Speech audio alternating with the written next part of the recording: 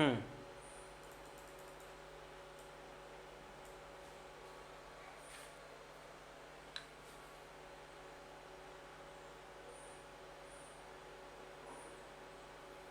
सबसे पहला लिख लो ग्रोनीज, लो वाटर ट्रेनिंग वर्क का उदाहरण है, और सबसे पहले लिख लीजिए ग्रोनीज।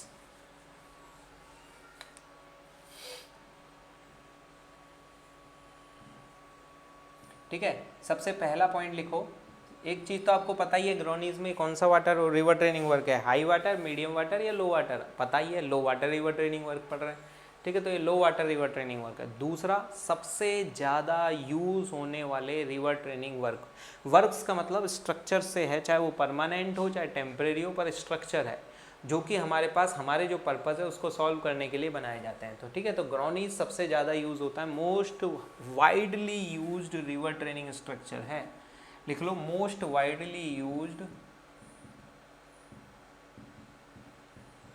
River training structure. ठीक है, सबसे ज़्यादा रिवर ट्रेनिंग स्ट्रक्चर यूज़ किया जाता है। ये अक्रॉस द फ्लो यूज़ होते हैं। अभी तक हमने जो पढ़े थे वो क्या पढ़ा था, मार्जिनल वन पैरेलल था, ठीक है, मैन और गाइड बैंक पैरेलल था, परंतु जो हमारे पास ट्रेनिंग फॉर डेप्थ है, लो वाटर रिवर ट्रेनिंग वर्क है, उसमें ये अक्रॉस द फ्लो लगाए जाते हैं। ठीक है, अक्रॉस द फ्लो लगाए जाते हैं। अब इनके क्लासिफिकेशन देख लीजिए। क्लासिफिकेशन इस तरह के क्लासिफिकेशन हो, कौन सा, अगर क्लासिफिकेशन केवल मटेरियल ऑफ कंस्ट्रक्शन की बात करें, मटेरियल ऑफ कंस्ट्रक्शन की बात करें, तो भैया दो प्रकार के होते हैं। तो क्लासिफिकेशन ऑफ ग्रोनी लिख लो, एक बार थ्योरी पढ़ लेते हैं, और मुद्दे की बात जब भी आती है मैं आपको बता देता हूँ कि यही क्वेश्चन है जो कि मेनली पूछा जाता है। ठीक है, परंतु जब हम टॉपिक पढ़ रहे हैं, आप कहोगे साहब लिखा तो हुआ ही नहीं। अरे भाई, लिखा हुआ नहीं है, कैनाल हेड रेगुलेशन का मतलब ये सब आ गए हैं। ठीक है, सब आ चुका है, कुछ भी ऐसा नहीं है। फ्लड कंट्रोल के लिए ही तो यूज़ किया जाता है, तो फ्लड कंट्रोलिंग डिवाइस भी तो हैं ये। ठीक है, तो आप ऐसा बिल्कुल ना सोचो कि ग्रोनी वगैरह लिखा हुआ तो है नहीं, क्योंकि आपका जो सिलेबस है बहुत ही शॉर्ट टर्म पे लिखा हुआ है। ठीक है, परंतु उनमें ये सब चीज़ें इंक्लूडेड होंगी होंगी, क्वेश्चन तो आने ही आने रहते हैं इनसे। ठीक है, फ्लड कंट्रोलिंग डिवाइसेस भी हैं, स्ट्रक्चर्स भी हैं। ठीक है, तो पहला क्लासिफिकेशन ऑफ ग्रोनीज में सबसे पहला क्लासिफिकेशन क्या लिखा हुआ है, classification based on material of construction. अगर हमारे पास यहाँ पर परमेबल ग्रोनीज होते हैं जो कि स्टोन पिचिंग वगैरह से बनाए जाते हैं, जिनमें पानी पार हो सकता है। ठीक है, और दूसरा होता है इम्परमेबल ग्रोनीज। ठीक है, मैं आपको एक बार फोटो दिखा देता हूँ। जैसे ये कोई ग्रोनी है, ये कोई ग्रोनी है, ये कोई पीछे की तरफ कोई शहर है, और ये कोई समंदर का पानी है, इसकी वजह से या कोई नदी का पानी है जो बह रहा होगा, तो ये जो ग्रोनी बनाया गया है ये परमेबल ग्रोनीज है। इस पिचिंग टाइप में एक तरीके का टापू सा बना दिया गया है, होने को तो वही है, ग्रोनीज भी कुछ अलग से नहीं है। ग्रोनीज जो हैं वो भी वो हमारे पास मार्जिनल बैंक की तरह इस तरीके से ट्रेपिजोडल स्ट्रक्चर्स होते हैं, परंतु इनके मटेरियल के आधार पर इनको दो आधार पर क्लासिफाई किया गया है। कौन कौन से ग्रोनी, एक ग्रोनी जो होता है वो बेसिकली हमारे पास होता है परमेबल ग्रोनी, और ऐसे ही अगर हम बात करें,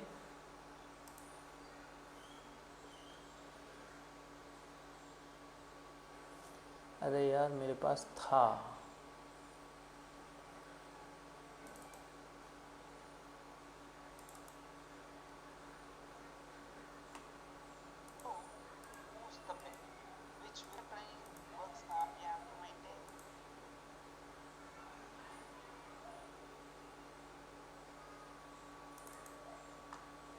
देखिए ये देखिए, ये ग्रोनीज हैं। अब ये लकड़ी के फट्टे लगा लगा के बना दिए गए हैं। ठीक है, ये ग्रोनीज हैं, देखो थ्रू आउट द मतलब बैंक जो होते हैं, जो पीछे की तरफ इस चीज़ को प्रोटेक्ट करना होता है, तो ये ग्रोनीज बना दिए गए हैं। आप ये वीडियो मेरे साथ साथ देखते जाओ, मैं आपको एक्सप्लेन कर दूँ तो आपके दिमाग में एक बार ये चीज़ क्लियर हो जाएगी कि ग्रोनीज बेसिकली होते कैसे हैं। ठीक है, तो ग्रोनीज होते कैसे हैं वो देख लीजिए। यहाँ पर ये हमारे पास बेसिकली ग्रोनीज है। अब यहाँ पर ये आरसीसी की वॉल हो जाए तो नॉन परमेबल इम्परमेबल हो जाता है, इम्परमेबल हो जाता है, और यहाँ पर अगर स्टोन वगैरह का पिचिंग होती है तो उस साइड से बनाए जाते हैं तो परमेबल ग्रोनीज हो जाते हैं। ठीक है, लोकल बेड प्रोटेक्शन वर्क दिए जाते हैं इनकी मदद से। ठीक है, तो ये ग्रोनीज है।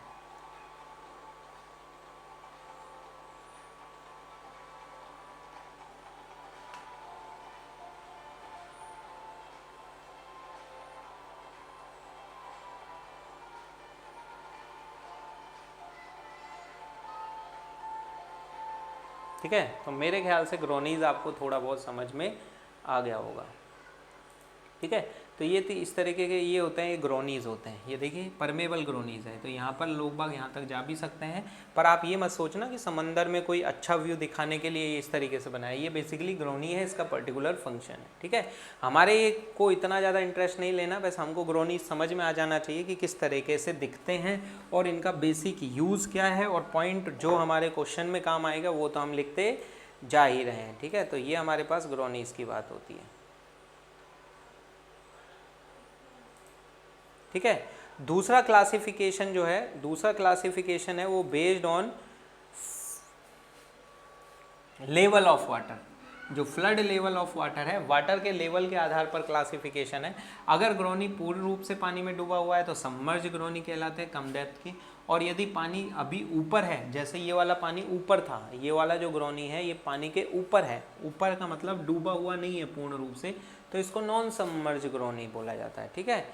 तो नॉन सबमर्ज ग्रोनी बोला जाता है इस नाम के आधार पर। मेन जो हमको पढ़ना है यहाँ पर, जो हमारे ऑब्जेक्टिव पॉइंट ऑफ व्यू से अगर पढ़ना है क्लासिफिकेशन, तो सबसे ज़्यादा जो क्लासिफिकेशन हमारा इम्पॉर्टेंट है, बाकी परमेबल इम्परमेबल तो मटेरियल है, तीसरा क्लासिफिकेशन इम्पॉर्टेंट है, लिख लो बेस्ड ऑन फंक्शन ऑफ ग्रोनी सर्व। कौन सा फंक्शन ग्रोनी सर्व कर रहा है, कौन सा फंक्शन ग्रोवी सर्व कर रहा है, उसको हम यहाँ देख रहे हैं। फंक्शन के आधार पर जो हमारे पास ग्रोनीज का प्रकार है उसमें 4 प्रकार के हैं। एक होता है अट्रैक्टिंग ग्रोनी, एक होता है डिफ्लेक्टिंग ग्रोनी, रिपेलिंग ग्रोनी और सेडिमेंट ग्रोनी। लिख लीजिए एक बार ये आप चीज़, अट्रैक्टिंग ग्रोनी, रिपेलिंग ग्रोनी, लिख लो। अट्रैक्टिंग दिख रहा होगा मेरे ख्याल से, कोई दिक्कत ही नहीं है। दूसरा लिखो रिपेलिंग, ये पहला लिखना, ये दूसरा लिखना, ये तीसरे पर लिखना डिफ्लेक्टिंग, और चौथे पर लिखना आप कौन सा, सेडिमेंट ग्रोनी, ठीक है। तो ये 4 प्रकार के फंक्शन के आधार पर है। और शेप के आधार पर बात करें तो टी हेडेड ग्रोनी, ओखला जैसे हमारा वियर है वहाँ पर हॉकी शेप्ड ग्रोनी भी होता है। देखिए टी हेडेड ग्रोनी बेसिकली कुछ अलग से नहीं है, डिफ्लेक्टिंग ग्रोनी ही होता है, और हॉकी शेप बेसिकली अट्रैक्टिंग ही होता है। क्या होता है एक एक करके देख लेते हैं। सबसे पहला लिखो रिपेलिंग ग्रोनी। सबसे पहला जो ग्रोनी आपके सामने है वो है हमारे पास रिपेलिंग ग्रोनी। देखिए रिपेलिंग ग्रोनी होता कैसे है ये देख लो। रिपेलिंग ग्रोनी इस तरीके से होता है, मान लीजिए हमारे पास ये नदी है, ये नदी है और इसमें इस तरीके से कोई स्ट्रक्चर बना दिया जाए, इस तरीके से। अब वो है तो वही परमेबल है कि इनपरमेबल है, तो वही एम्बैंकमेंट जैसा आपको दिखाया हुआ था जैसे मैंने यहाँ ये, ठीक है। परंतु इसका जो कोण होगा, जो इसका जो एंगल होगा कि ये एंगल कैसे है, 90 डिग्री पर है कि इधर है कि इधर है, उसके आधार पर इनका फंक्शन चेंज हो जाता है। जैसे मान लीजिए नदी की तरफ है, तो अगर हमारे पास सबसे पहला ग्रोनी हम कौन सा पढ़ रहे हैं, रिपेलिंग ग्रोनी, ठीक है। तो सबसे पहले अगर हम बात करें रिपेलिंग ग्रोनी की, तो रिपेलिंग ग्रोनी क्या चीज़ है वो देख लीजिए।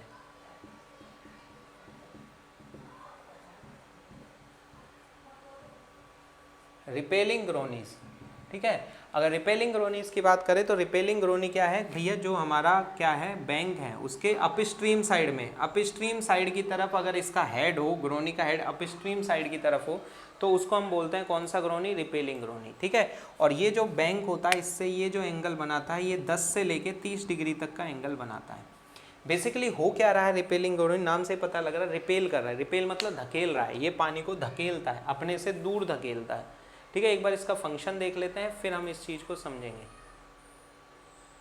सॉरी, ये एंगल कितना होता है, 60 to 30 डिग्री होता है, वो 60 to 80 डिग्री तक होता है, गलत लिख दिया था, ठीक है। 60 to 80 डिग्री तक हमारे पास ये एंगल होता है, क्योंकि अगर इतना कर दोगे 10 to 30 डिग्री कर दोगे तो बहुत छोटा हो जाएगा, ठीक है। तो यहाँ पर होता क्या है, इसके आसपास के ये जो होता है यहाँ टकराव क्षेत्र बनेगा, ये टकराव क्षेत्र बनेगा, ठीक है। तो ये जो पानी है वो रिपेल होगा और दूर हटेगा, बैंक से दूर हटेगा, धक्का मार के इसको बाहर करेगा कि भैया इधर मत आ। क्यों? क्योंकि मान लीजिए यहाँ पर कोई लोकल बैड प्रोटेक्शन वर्क है, यहाँ पर कोई मंदिर है या कोई हाइड्रो पावर प्लांट है या कोई भी स्ट्रक्चर है, या फिर मान लीजिए यहाँ पर हमारे पास क्या है, कोई यहाँ पर मान लीजिए रिवर का बैंक है और इधर का मान लो मजबूत है, इधर की तरफ तो मजबूत पहाड़ी क्षेत्र है और इधर की तरफ पहाड़ी क्षेत्र नहीं है, तो इसको अगर प्रोटेक्ट करना है तो इस तरफ क्या करना पड़ेगा, आपको एक रिपेलिंग ग्रोनी लगाना होगा जिससे पानी को धक्का मारे और दूर हटा दे। तो जिस बैंक पर, क्या चीज़ बोल रहा हूँ ध्यान रखना, जिस बैंक पर ये ग्रोनी लगा होता है उस बैंक के को ही ये प्रोटेक्ट करता है, लोकल बैंक की प्रोटेक्शन करता है, ठीक है। दूसरा रिपेल करता है और स्कोर होल यहीं कहीं बन जाता है। स्कोर होल इसके हेड पर बनता है, इस तरफ बनता है, अपस्ट्रीम साइड में बनता है और ये इस हिस्से की प्रोटेक्ट कर लेता है। यहाँ पर जो भी कोई भी स्ट्रक्चर होगा उसको नुकसान नहीं पहुँचेगा, पानी धकेलेगा, दूर धकेलेगा, इसलिए इसको क्या बोलेंगे, रिपेलिंग ग्रोनी बोलेंगे। इसमें एक समस्या होती है परंतु यहाँ पर इसमें क्या होता है, सेडिमेंट पॉकेट या सिल्ट पॉकेट बन जाते हैं जो कि इसकी एफिशिएंसी को फर्दर दिक्कत करते रहते हैं। ठीक है, तो यहाँ पर सिल्ट पॉकेटिंग की समस्या होती है, सिल्टिंग की समस्या होती है, ये इसका डिसएडवांटेज है। ठीक है, तो ये फोटो बना लीजिए, एंगल लिख लीजिए 60 to 80 डिग्री, 60 to 80 डिग्री और इसका जो फंक्शन है वो मैंने आपको बता दिया है। जिस बैंक पर बनाया जाता है उस बैंक की लोकल प्रोटेक्शन का ये काम आता है। ठीक है, दूसरा लिखो अट्रैक्टिंग ग्रोनी, लिख लिया था ना वो। दूसरा हमारे पास लिख लो अट्रैक्टिंग ग्रोनी।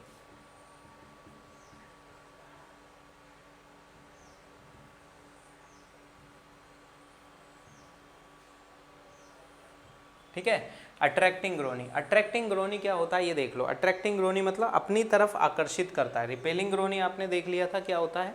यहाँ पर क्या होता है, मान लीजिए ये कोई नदी है, ये कोई नदी है, ठीक है, और यहाँ पर कोई छोटा इंपॉर्टेंट स्ट्रक्चर है, बहुत ज़्यादा नहीं है पर ये है, तो हमने यहाँ पर क्या किया, इसकी तरफ यहाँ पर एक स्ट्रक्चर बना लिया और ये स्ट्रक्चर जो है वो 45 से लेके 60 डिग्री तक का झुकाव है। और इसका झुकाव किस साइड है, अगर नदी यूँ बह रही है, नदी यूँ बह रही है तो भैया इसका जो झुकाव है वो डाउन स्ट्रीम साइड में है। इसका झुकाव डाउन स्ट्रीम साइड है, तो ये पानी को अपनी ओर आकर्षित करेगा। जैसे अपन चक्कू से काटते नहीं, नाव आगे बढ़ाते हैं, तो हम तिरछा रख के यूँ करते हैं जिससे पानी पीछे की तरफ जाता है और हमको आगे की तरफ धक्का मिल जाता है। तो ये अट्रैक्ट करता है। अट्रैक्ट क्यों करता है, पानी को अपनी ओर आकर्षित करता है और कहता है कि भाई इसमें अगर पानी को ये आकर्षित ना करे और पानी यहाँ धक्का मारे तो कटाव करता करता करता करता इस स्ट्रक्चर को खा जाएगा धीरे धीरे। परंतु अगर ऐसा ना हो तो आप यहाँ पर अट्रैक्टिंग ग्रोनी लगाओ जो इस पानी को अपनी ओर आकर्षित करेगा और ये उधर की तरफ धक्का नहीं देगा। देखिए लाइट चली गई थी तो कोई दिक्कत नहीं है। हमारा क्या चल रहा था, हमारा चल रहा था अट्रैक्टिंग ग्रोनीज। ठीक है, तो अट्रैक्टिंग ग्रोनीज में हम क्या पढ़ रहे थे, अट्रैक्टिंग ग्रोनी में हम ये देख रहे थे कि जो अट्रैक्टिंग ग्रोनी होता है उसका जो झुकाव होता है, जो इंक्लिनेशन होता है वो 45 से लेके 60 डिग्री का होता है। जिससे पहले हमने कौन सा देखा था, इससे पहले हमने डिफ्लेक्टिंग ग्रोनी देखा था जो कि 60 से लेके 80 डिग्री के कोण पर होता था और इसका जो झुकाव होता था वो किस साइड होता था, अप स्ट्रीम साइड में। परंतु जो हमारा अट्रैक्टिंग ग्रोनी है, अट्रैक्टिंग ग्रोनी है वो बेसिकली झुकाव उसका किस साइड होता है, जो हमारा डाउन स्ट्रीम साइड होता है रिवर का, उस साइड में होता है। ठीक है, तो यहाँ पर इसका जो एंगल होता है वो 45 से 60 डिग्री होता है, पहली बात। दूसरी बात, इसका उपयोग किसको प्रोटेक्ट करने की जाता है, अपोजिट रिवर बैंक जो होता है उसको प्रोटेक्ट करने के लिए किया जाता है। क्यों, क्योंकि ये अपनी तरफ फ्लो को आकर्षित करता है। क्योंकि ये फ्लो को आकर्षित करता है इसलिए इसका नाम भी क्या पड़ गया, अट्रैक्टिंग ग्रोनी पड़ गया। इसका स्कोर होल थोड़ा सा दूर बनता है और डाउन स्ट्रीम साइड में बनता है, जबकि वहाँ पर जो स्कोर होल बन रहा था वो कहाँ बन रहा था, ग्रोनी के बिल्कुल एंड पर बन रहा था, इस तरफ बन रहा था और डीप स्कोर होल बन रहा था वहाँ पर। ठीक है, यहाँ पर डीप स्कोर होल बन रहा था और जिस बैंक की तरफ ग्रोनी को लगाया गया है, ग्रोनी आपको समझ में आ रहा है, सिंपल ग्रोनी इस तरीके का स्ट्रक्चर होता है, चाहे वो परमेबल हो चाहे वो इम्परमेबल हो। अगर इसकी डायरेक्शन इधर की तरफ है तो हमारे पास रिपेलिंग और बहाव की तरफ ही है, और डाउन स्ट्रीम साइड में है तो हमारे पास वो क्या है, अट्रैक्टिंग। तो अट्रैक्टिंग ग्रोनी का काम क्या है, अपोजिट बैंक की रक्षा करना होता है। जैसे मान लीजिए यहाँ कोई रिवर बैराज है, ये कोई रिवर बैराज है, इस साइड का जो फेस है, इस साइड का फेस है वो बहुत इनफ स्ट्रॉन्ग है, परंतु मान लीजिए यहाँ पर कोई भी हमारे पास स्ट्रक्चर है, ठीक है, तो यहाँ पर ये पानी कटाव पैदा ना कर दे, उसके लिए बहाव को इधर की तरफ आकर्षित किया जाता है, पानी को आकर्षित किया जाता है अपनी तरफ खींचे, पतवार का काम करता है बेसिकली ये, जिससे इधर ज़्यादा धक्का नहीं मारेगा, टक्कर नहीं मारेगा पानी, और टक्कर नहीं मारेगा तो यहाँ पर कटाव भी नहीं होगा। ठीक है, तो अट्रैक्टिंग ग्रोनीज में क्या क्या पढ़ने का है मैं आपको बता देता हूँ एक बार। अट्रैक्टिंग ग्रोनी जो होता है उसमें जो अट्रैक्टिंग ग्रोनी जो होता है उसका पॉइंट किस साइड होता है, उसका पॉइंट डाउन स्ट्रीम डायरेक्शन में होता है, फ्लो की डायरेक्शन में होता है। ठीक है, it cause scour hole to a closer to the bank, closer to a bank, जिस बैंक पर ये लगाया जाता है उसके बहुत पास जाके एडी करंट और स्कोर होल बनता है, भंवर बनता है। स्कोर होल को आप ऐसे देखो, भंवर बन जाता है ना, बीच में वर्लपूल जैसा बवंडर सा बन जाता है उस तरीके से, तो अपोजिट एंड की रक्षा करने काम आता है। अब यहाँ पर दोनों पढ़ लिया आपने, रिपेलिंग भी और अट्रैक्टिंग की। तो मुझे बताओ रिपेलिंग तो क्या था? रिपेलिंग तो खुद जिस बैंक पर लगाया जाता था, जिस बैंक पर लगाया जाता है उसकी रक्षा करता है, और अट्रैक्टिंग अपोजिट बैंक की रक्षा करने के काम में आता है। तो इसका मतलब ज़्यादा इफेक्टिव कौन है? आपसे खुद से ही पूछो।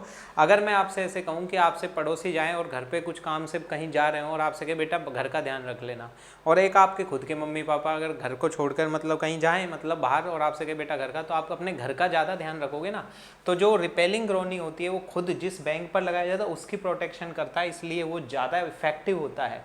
तो आप इसको नोट डाउन के लिख लेना कि जो रिपेलिंग ग्रोनी होता है वो अट्रैक्टिंग ग्रोनी की तुलना में ज़्यादा अच्छा प्रोटेक्शन वर्क, ज़्यादा एफिशिएंट प्रोटेक्शन वर्क देता है। क्यों देता है ये आपको आता है। आप कहोगे साहब हमारे घर के सामने तो क्या कहते हैं किसी ऐसे घर है तो अब मैं तो उधर का ज़्यादा ध्यान रखता हूँ, तो है ना, ठीक है। तो वो वाली स्थिति अलग है, परंतु नॉर्मल आप कह सकते हैं। तो रिपेलिंग ग्रोनी जो होता है वो ज़्यादा इफेक्टिव होता है किसकी तुलना में? अट्रैक्टिंग ग्रोनी। इसमें जो डीप स्कोर होल बनता है वो रिवर बैंक के बहुत पास बनता है, जबकि वहाँ पर जो स्कोर होल बनता था वो बिल्कुल इसके हेड पर बनता है। यहाँ सेडिमेंट होने की, सिल्टिंग होने की प्रॉब्लम होती है, यहाँ पर सिल्टिंग होने की कोई प्रॉब्लम नहीं होती। ये बात आपको समझ में आ रही है, ठीक है। तो तुलनात्मक अध्ययन भी हम करते हुए चल रहे हैं जिससे हमारा पर्पस सॉल्व हो जाए, ठीक है। इसके अलावा हमारे पास ऐसा कुछ है ही नहीं।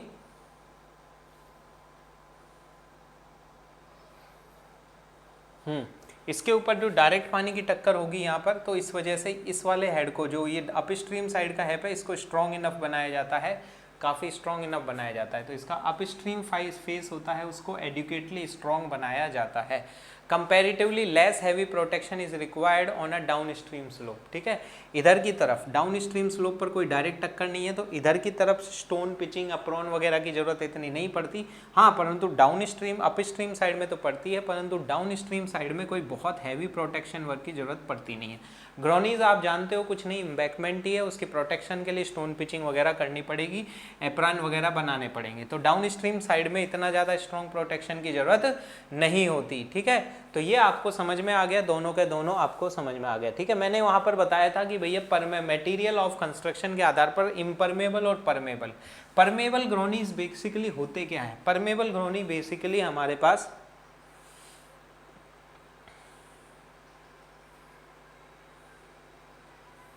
सेडिमेंटिंग ग्रोनीज का ही प्रकार है। देखिए, तो ये दोनों एक साथ लिख दे, दो हो गया ना। तीसरा आप क्या लिखोगे? तीसरा आप लिखोगे सेडिमेंट ग्रोनी,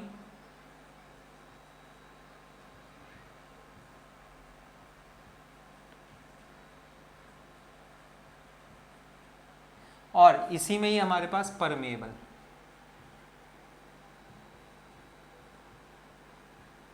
ठीक है।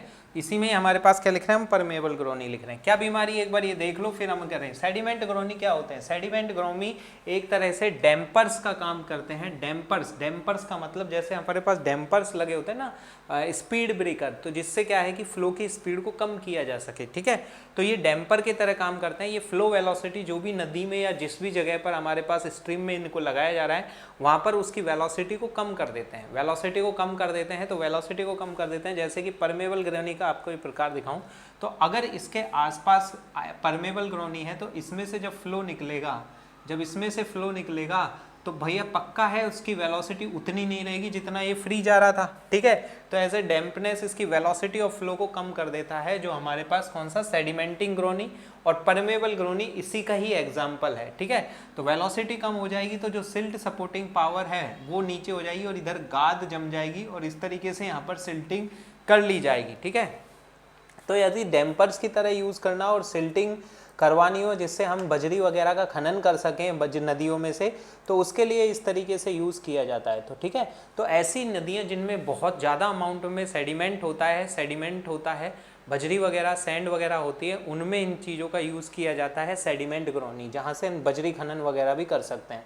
और परमेबल ग्रोनी उन्हीं का उदाहरण होता है। ये बेसिकली करते क्या है? वेलोसिटी को रिड्यूस कर देते हैं, और उस वेलोसिटी ऑफ फ्लो का रिड्यूस होने की वजह से क्या होता है, ग्रोनी में जो सेडिमेंट होते हैं पानी में वो डीपेस्ट नीचे की तरफ सेटल डाउन हो जाते हैं। बहुत ज़्यादा खर्चीले नहीं होते क्योंकि इनमें इस तरह का मटेरियल पक्का कोई काम होता नहीं है, आसपास का ही जो एरिया होता है वहाँ से ही छोटी मोटी जितने भी लोकल अवेलेबल मटेरियल है वहीं से इसको बना दिया जाता है, ठीक है। और इसमें ऐसा कोई स्कोरिंग होल या एडी करंट बहुत ज़्यादा नहीं होता, तो बहुत स्ट्रॉन्ग बनाने की इसको ज़रूरत नहीं होती। तो परमेबल ग्रोनी और सेडिमेंट ग्रोनी आपको समझ में आ गया, कहाँ यूज़ किया जाता है, किस लिए यूज़ किया जाता है, एज ए डैम्पर यूज़ किया जाता है, ठीक है। इसके आधार पर एक और चीज़ है, एक आप फिर इसमें देखो, नोट्सों पर मत जाओ, मैं जो बोलता जा रहा हूँ वो लिखा हो। चौथा आप लिखो डिफ्लेक्टिंग ग्रोनी, डिफ्लेक्टिंग ग्रोनीज, ठीक है। डिफ्लेक्टिंग ग्रोनीज जो होते हैं वो बेसिकली होते क्या हैं, देखिए डिफ्लेक्टिंग ग्रोनी जो होते हैं वो बिल्कुल 90 डिग्री पर होते हैं। जैसे मान लीजिए रिवर है हमारे पास, तो इस पर अगर इस तरीके से 90 डिग्री पर रख दिए जाते हैं तो इनको बोलते हैं डिफ्लेक्टिंग ग्रोनीज। इनका बेसिकली काम क्या होता है, लोकल बेड प्रोटेक्शन वर्क होता है, और इनकी लेंथ भी बहुत ज़्यादा नहीं होती, स्मॉल लेंथ होती है। नॉर्मल जो अट्रैक्टिंग डिफ्लेक्टिंग ग्रोनी होती है उनकी तुलना में कम लेंथ वाले होते हैं ये, ठीक है, कम लेंथ वाले होते हैं, 90 डिग्री पर होते हैं। डिफ्लेक्टिंग ग्रोनीज का उपयोग बेसिकली क्या किया जाता है, परपेंडिकुलर लगाए जाते हैं और केवल पानी को रिपेल करने के काम आता है। लोकल छोटा सा हल्का सा कि ये किनारों से क्या करे, दूर रहें, ठीक है। दूसरा, इनकी जो लेंथ होती है, शॉर्टर लेंथ, दूर हटाने का काम तो रिपेलिंग भी करता है। रिपेलिंग भी क्या कर रहा था, अगर मैं यहाँ पर रिपेलिंग की फोटो बनाऊं तो रिपेलिंग का काम यूं है, ठीक है। 60 से 80 डिग्री के कोण पर ये जो इस तरीके से है, 60 to 80 डिग्री के कोण पर ये बना हुआ है, ये भी दूर हटा रहा है पानी को, परंतु इनकी लेंथ ज़्यादा होती है। तो याद रखना, डिफ्लेक्टिंग ग्रोनीज का काम बिल्कुल रिपेलिंग ग्रोनीज की तरह ही है, परंतु ये शॉर्टर लेंथ के होते हैं और ये हल्का सा रिपेल करते हैं, ठीक है। केवल और केवल local bed protection work use करते हैं, बहुत ज़्यादा बहुत दूर तक का प्रोटेक्शन ये नहीं देते। कोई बहुत छोटा सा कोई चीज़ स्ट्रक्चर्स हैं, मान लीजिए कोई छोटा मंदिर है या कोई भी ऐसी चीज़ है, प्रॉपर्टी है जो गवर्नमेंट की हो चाहे प्राइवेट की हो, तो उसको ये करने में काम में आते हैं। तो डिफ्लेक्टिंग ग्रोनी क्या क्या पढ़ लिया, वापस से आते हैं। फंक्शन के आधार पर ग्रोनीज का प्रकार, रिवर ट्रेनिंग वर्क चल रहा था उसमें हमने अट्रैक्टिंग ग्रोनी, डिफ्लेक्टिंग ग्रोनी, इसके अलावा सेडिमेंट ग्रोनी जिसमें परमेबल ग्रोनी इसके बारे में बात करी, और दूसरा हमारे पास लास्ट है वो कौन सा है, डिफ्लेक्टिंग ग्रोनी। इसके आधार पर हम ये कह सकते हैं। इसके अलावा हमारे पास एक और चीज़ है, उतार लिया ना ये भाई, ठीक है। तो डिफ्लेक्टिंग ग्रोनी में बस एक लाइन लिखना है, ये भी लोकल प्रोटेक्शन होता है और यहाँ कोई स्कोर होल वगैरह नहीं बनते, छोटा मोटा प्रोटेक्शन ये दे देता है, ठीक है। चलिए अगला देखिए, शेप के आधार पर। मैंने आपको बताया था शेप के आधार पर अगर क्लासिफिकेशन की बात करें तो शेप के आधार पर ये रहा, स्पेशल टाइप्स ऑफ ग्रेनीज में क्या होता है, दो तरह के ग्रेनी होते हैं, एक तो टी हेडेड ग्रोनी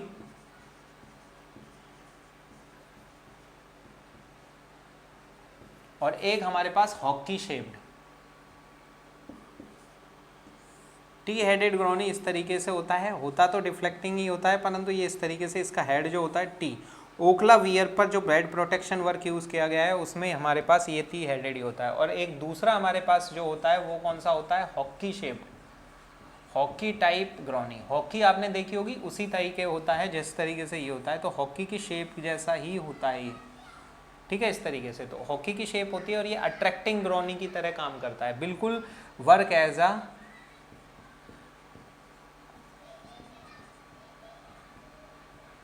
अट्रैक्टिंग ग्रोनी, ठीक है, अट्रैक्टिंग ग्रोनी की तरह काम करता है बिल्कुल ये। और ये जो हमारे पास टी हेडेड ग्रोनी होता है ये बिल्कुल डिफ्लेक्टिंग ग्रोनी की तरह काम करता है, डिफ्लेक्टिंग ग्रोनी की तरह काम करता है, ठीक है। तो आपको याद होना चाहिए कि शेप के आधार पर दो तरह के क्लासिफिकेशन है हमारे पास, एक है हमारे पास टी हेडेड ग्रोनी और एक है हॉकी शेप्ड ग्रोनी, ठीक है। टी हेडेड ग्रोनी में कोई विशेष स्कोर होल नहीं बनता, ये इस तरीके का होता है, परंतु टी हेडेड ग्रोनी जो होता है उसमें एक खास बात क्या होती है, उसमें खास बात, ये तो रिवर बैंक है जिसकी भी हमको प्रोटेक्शन करनी है, लोकल प्रोटेक्शन, इसमें अपस्ट्रीम साइड की तरफ ये हेड ज़्यादा लंबा होता है, डाउन स्ट्रीम साइड की तरफ ये हेड कम लंबा होता है, ठीक है, इस तरीके से होता है। और यहाँ कोई स्कोर होल बहुत ज़्यादा नहीं बनते, ठीक है। तो ये हमारे पास जो है ग्रोनी की बात हो गई है, ठीक है। हॉकी शेप अट्रैक्टिंग ग्रोनी की तरह काम होता है, ठीक है। तो बस इतना सा आपको याद रखना है और कुछ याद नहीं रखना। दूसरा हमारे पास ये है कि इस तरह के ग्रोनी, एक ग्रोनी और दूसरे ग्रोनी में जो दूरियां होती हैं वो कितनी होती है, 800 मीटर होती है। एक ग्रोनी की दूसरे ग्रोनी से जो दूरी होती है वो 800 मीटर होती है। अगर आपको याद आ रहा है तो हमने शुरू में जब हमने रिवर ट्रेनिंग वर्क पढ़ाया था तो उसमें मैंने आपको कुछ फ़ोटो दिखाई थी कि भैया किस तरीके से हम बेड प्रोटेक्शन वर्क करेंगे। मैं पीछे से लेकर आ रहा हूँ।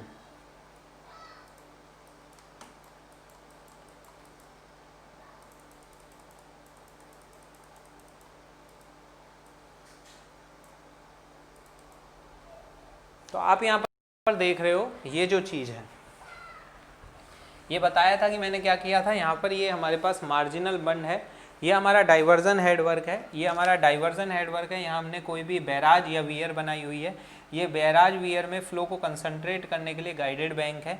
और ये जो ग्रोनी है, जो हमारे पास ये रिवर का फ्लो आ रहा है और ये रिवर बैंक है, उसमें ये जो ग्रोनी है ये डिफ्लेक्ट कर रहे हैं। डिफ्लेक्ट करना मतलब मजबूर कर रहे हैं, अगर नदी चौड़ना भी चाहे, नदी अगर चौड़ना भी चाहे और रिवर बैंक बढ़ाए तो ये पानी को डिफ्लेक्ट करके और मजबूर कर रहे हैं कि भैया यही रास्ता है, इसी में जा, ठीक है। और यहाँ गाइडेड बैंक उसको डाइवर्जन हेडवर्क की तरफ कर रहा है। तो टी हेडेड ग्रोनी ज़्यादातर यूज़ किए जाते हैं हमारे ओखला में, दिल्ली में जो वियर है यमुना पर, वो भी हमारे पास टी हेडेड है। परंतु एक ग्रोनी और दूसरे ग्रोनी में जो दूरी होती है वो कितने की रखी जाती है, 800 मीटर तक की दूरी रखी जाती है, ठीक है। ये हमारे पास गुड शेप ऑफ कैनाल, जो चैनल की शेप को प्रिजर्व करने के काम में आता है। Efficient disposal of suspended load on a bed, ठीक है। तो ये हमारे पास जो है ये ग्रोनीज की बात हो रही है और हम वापस आ जाते हैं अपनी जगह पर, ठीक है। तो टी हेडेड ग्रोनी जो होता है 800 मीटर होते हैं, ऑर्डिनरी ग्रोनी की तरह काम करते हैं वैसे तो, बस इसके अलावा आपको कुछ नहीं पढ़ना, ठीक है। ये हॉकी शेप ग्रोनी की बात हो गई है, दिख रहा है ना वो आपको, तो हॉकी शेप ग्रोनी की बात हो गई। तो मेरे ख्याल से इससे ज़्यादा आपको कुछ नहीं पढ़ना इसमें। आगे चलते हैं, हमारे पास पिच्ड आइसलैंड इंपॉर्टेंट है। पिच्ड आइसलैंड, देखिए ये क्या बीमारी है, पिच्ड आइसलैंड होता क्या है, ये भी एक तरह का रिवर ट्रेनिंग वर्क है, जो कि कैनाल के जो नहर, वो जो हमारे पास नदी होती है उसके बेड को प्रोटेक्ट करने के काम में आता है, पिच्ड आइसलैंड, ठीक है। हमने क्या पढ़ रहे हैं, रिवर ट्रेनिंग वर्क पढ़ रहे हैं। रिवर ट्रेनिंग वर्क में हमने कौन कौन से रिवर ट्रेनिंग वर्क पढ़े हैं, high water river training work पढ़ लिए, जिसमें हमने मार्जिनल बंड और लीव्स और हमारे पास मार्जिनल एम्बैंकमेंट और गाइडेड बैंक की बात करी। दूसरा हमारे पास लो वाटर रिवर ट्रेनिंग वर्क पढ़े, जिसमें हम ग्रोनीज की बात कर रहे हैं, बंडलिंग की बात कर ली हमने, ठीक है। एक और चीज़ है जिसको हम बोलते हैं पिच्ड आइसलैंड, ठीक है। आपके क्वेश्चन में आया हुआ क्वेश्चन भी है पिच्ड आइसलैंड। पिच्ड आइसलैंड जो होता है बेसिकली होता क्या है, ये आर्टिफिशियली एक टापू सा बना दिया जाता है नदी में, नदी को बीचों बीच में एक टापू सा बना दिया जाता है। मान लीजिए ये हमारे पास टापू है, ठीक है, ये इसकी स्टोन पिचिंग कर दी जाती है। इसका काम क्या है, ये स्लोप में होता है, इस तरीके से स्लोप में होता है। जैसे ये आपको ऊपर से देखो, प्लान व्यू आपको ये दिखा है, लगभग ऊपर से कितना चौड़ा होता है, 15 मीटर इसकी चौड़ाई होती है, 15 मीटर चौड़ाई होती है और फ्लो की डायरेक्शन में इसकी लंबाई ज़्यादा नहीं होती, ठीक है। तो 10 मीटर की इसकी लंबाई होती है और चौड़ाई लगभग 15 मीटर की होती है, ठीक है। और ये होता कैसे है, सिंपल एम्बैंकमेंट टाइप में ही होता है, दोनों तरफ इसमें बेड प्रोटेक्शन वर्क किया जाता है, स्टोन पिचिंग भर दी जाती है, ठीक है। तो ये इस तरीके से पिच्ड आइसलैंड बना जाता है। और ये काम क्या करता है, फ्लो को अपनी ओर अट्रैक्ट करता है, फ्लो को अपनी ओर अट्रैक्ट करता है और जितने भी थपेड़े हैं वो सारे के सारे पिच्ड आइसलैंड पड़ेंगे, जो कि ऑलरेडी स्टोन पिचिंग के द्वारा अच्छा खासा अपने आप को प्रोटेक्ट किए हुए हैं, ठीक है। तो पिच्ड आइसलैंड सारे फ्लो को कन्वर्ज करने का काम करता है, अपनी ओर आकर्षित करने का काम करता है, जिससे आसपास का जो रिवर बैंक है उस पर कोई प्रभाव नहीं पड़ता और वो प्रोटेक्ट रहता है, ठीक है। तो पिच्ड आइसलैंड के बारे में ज़्यादा कुछ ऐसा नहीं है, बस स्लोप याद रख लेना, 2:1 का स्लोप रहता है, ठीक है। और पिच्ड आइसलैंड की थ्योरी में बस 2-3 पॉइंट, आपको फोटो भी याद नहीं रखनी इसमें बहुत ज़्यादा। पिच्ड आइसलैंड का काम क्या है, आर्टिफिशियली क्रिएटेड आइसलैंड होता है, आर्टिफिशियल रूप से क्रिएटेड आइसलैंड होता है, जो कि नदी में बनाया जाता है, जो कि खुद को प्रोटेक्ट किए होता है बाई स्टोन पिचिंग चारों तरफ इसके लगी हुई होती है स्टोन पिचिंग। ये बेसिकली क्या करता है, इसकी कोर सैंड की बनाई जाती है, बोल्डर की बनाई जाती है और आसपास इसमें जो होता है स्टोन पिचिंग की जाती है। काम बेसिकली क्या है इसका, एक लाइन में अगर मैं इस चीज़ को करूँ तो pitched island gradually drawn the main river current toward itself. देखो पिच्ड आइसलैंड धीरे ग्रेजुअली अपनी तरफ सारे के सारे रिवर करंट को अपनी तरफ अट्रैक्ट करता है, रिवर को अपनी तरफ अट्रैक्ट करता है, जिससे कि गाइड बैंक, रिवर बैंड्स और जो भी मार्जिनल बंड वगैरह हैं वो सब कुछ क्या किया जा सके, उनको प्रोटेक्ट कर सके, ठीक है। तो ये हमारे पास पिच्ड आइसलैंड की बात होती है, ठीक है। तो पिच्ड आइसलैंड भी एक तरह का रिवर ट्रेनिंग वर्क है, जो कि नुकसान से बताता है, रिवर में ट्रेन करने का काम आता है, अपनी ओर आकर्षित करता है। स्लोप इसका 2:1 का होता है, बस इतना आपको याद रखना है। इसके अलावा मेरे ख्याल से इसमें कुछ ऐसा याद रखने की बात नहीं है, बस एक नाम आपको हल्का सा याद होना चाहिए, पिच्ड आइसलैंड, देन इसके अलावा आपको कुछ याद रखने की ज़रूरत नहीं है, ठीक है। तो ये हमारे पास थे रिवर ट्रेनिंग वर्क, 2 हो गए हैं। तीसरा रिवर ट्रेनिंग वर्क है, वहाँ चलते हैं हम एक बार।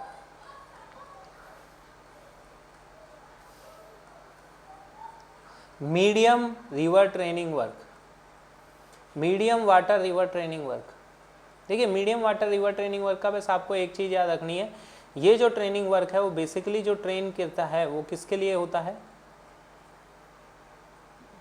हाई हो गया, लो हो गया, मीन, हाँ, mean water river training work होता है वो सिल्ट के लिए होता है, ट्रेनिंग फॉर सिल्ट होता है। जो एक्सेस सिल्ट डिपॉजिट हो जाती है तो एफिशिएंट लिखो, तीसरा लिखोगे mean water river training work, mean water training work,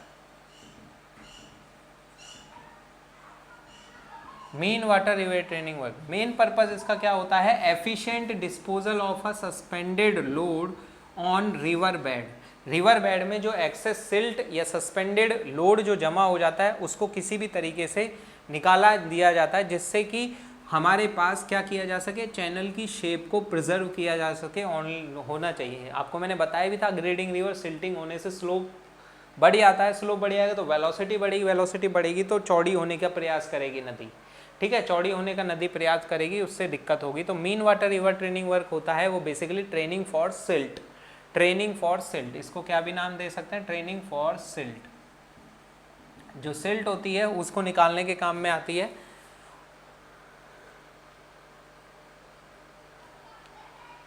ठीक है, और इसका डिपेंड करता है कि भैया ये अपने पास किस तरीके से तो प्लानिंग की जाती है। तो high water river training work book लिख रही है, एक लाइन लिखी हुई है नोट में, मैं इसको बता देता हूँ। Mean water river training work on form the basis on which high water river training work and low water river training work are plan. ठीक है, इसी के आधार पर, इनके आधार पर कि रिवर ट्रेनिंग वर्क, हाई और लो वाटर रिवर ट्रेनिंग वर्क जहाँ भी लग रहे हैं उनके आधार पर इसकी भी प्लानिंग की जाती है। एज सच कोई ऐसा बुक में नहीं दिया हुआ कि क्या है इसमें, बस आप याद रखना training for silt, silt load वगैरह को कम करने के काम में आती है mean water river training work.